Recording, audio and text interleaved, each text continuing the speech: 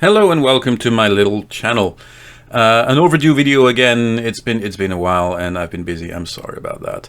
Also, this is the third time I start this voiceover, so I'm going to try to get it right this time because time is running out once more.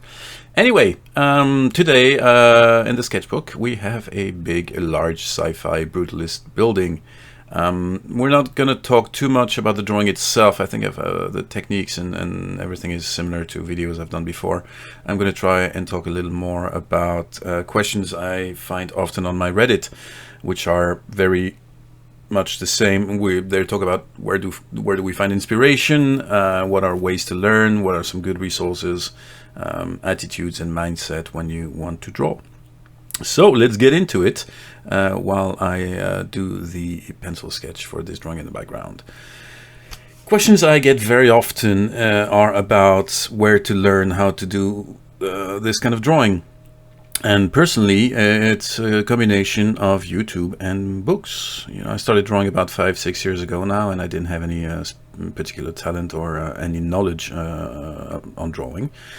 I just found a couple of YouTube channels that helped me at first build confidence and then learn techniques. For confidence, Mark Creeley has an amazing channel. He talks about perspective, but he talks about a lot of different things, including manga art and storytelling and learning the basics. He's got a couple of very good books as well that I recommend. So go take a look at his channel if you're a beginner, if you're a beginner or slightly above. Go take a look at his channel and you will find a lot of very, very helpful tips. If you want to go deep into perspective drawing, now the Bible was written by Scott Robertson and it is called How to Draw. The man has a fantastic YouTube channel and his books are supported by videos on this channel, and yeah, I can only recommend it. Beware that it's a ultra technical book. It's quite dense, quite heavy, it's big, and it will take you time and patience and discipline to get through. But the results are fantastic. I never took it as one block. I still go to it every time I have a problem I can't fix, and then I'll find a solution. It's not something you have to learn by heart. You don't need to master all the techniques, but if you need the solution to a problem, you will find it there. I've also found that Alfonso Dunn has a great channel, but mostly a great set of books called, I think, Pen and Ink Drawing, or Drawing in Pen and Ink. And extremely good channel, extremely good teacher. Go take a look. It is really, really worthwhile. Lastly, somebody who I think talks about the mindset of a designer better than anyone is a man who has a channel called Product Designer Maker here on YouTube. He has quite short videos. He talks about technique, but mostly he talks about what it is you're doing when you're sketching and why are you doing it and what are good ways and bad ways to do it. Go check his channel. It is immensely helpful. Now, a quick look at the drawing that we're doing here.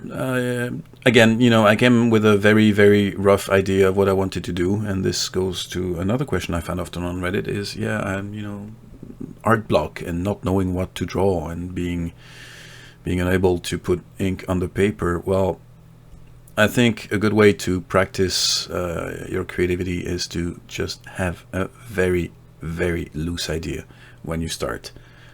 Don't give yourself too many boundaries. Don't have a precise image of what you're looking for in your head.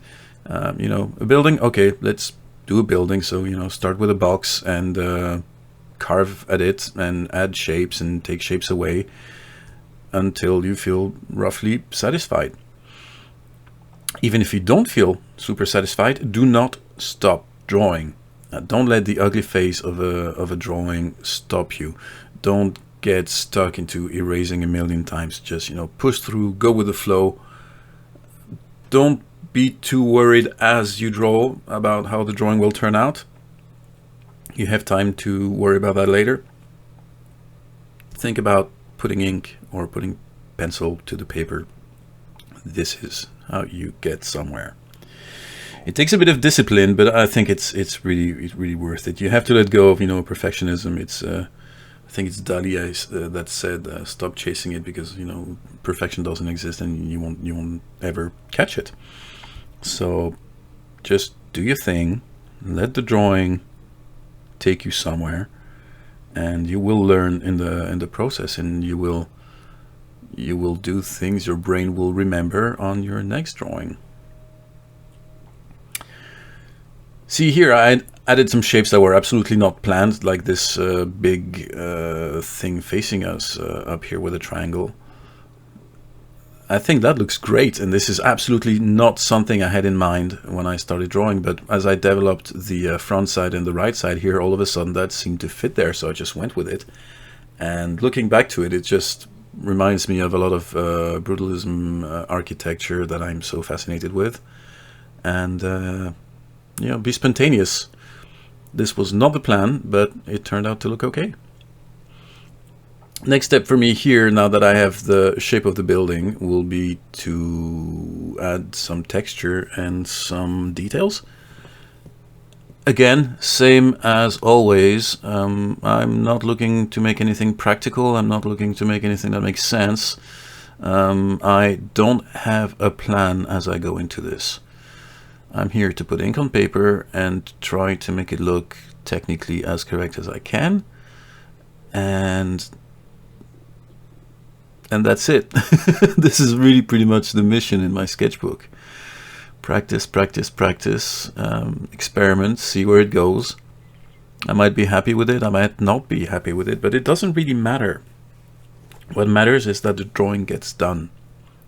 This is how you progress, this is how you build muscle memory, this is how you stretch your creativity. You just have to do it. Now we're about halfway on this video here, because I'm trying to keep things under 15 minutes.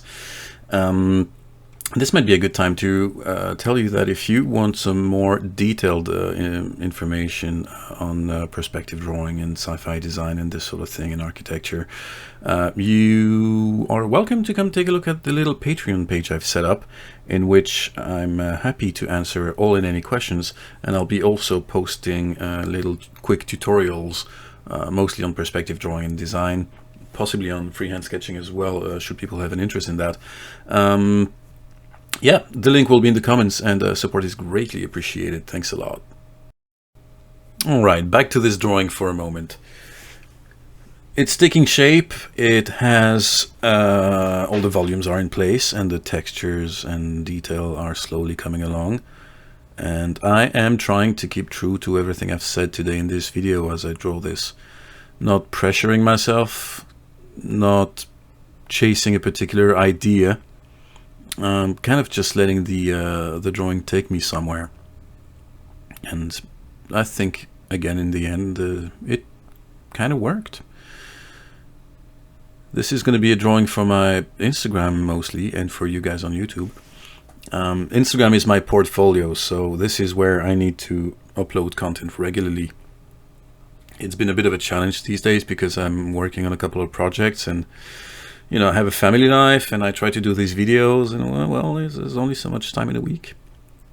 But yeah, I've been stepping it up a bit on my Instagram, because I let it go for a while.